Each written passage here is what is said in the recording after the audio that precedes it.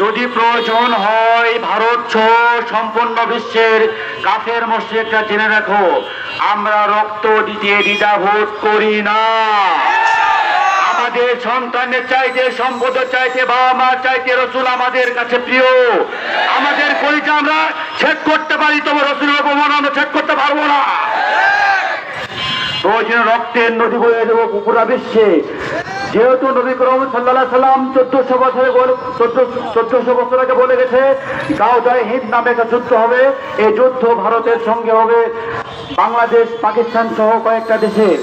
এই যুদ্ধে প্রথম অবস্থায় মুসলমান বেশি শহীদ হবে, তবে পরবর্তী মুসলমান আমরাই জয়ী হব।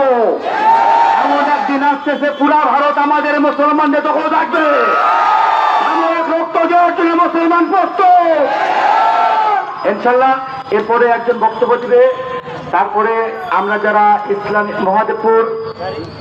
ইসলামিক সোসাইটি অফ মহাদেবপুর, আমাদের গজল এবং সাংস্কৃতিক অনুষ্ঠান হবে আগামী 17 তারিখে। যারা এর মধ্যে আসতে চান সকল আসতে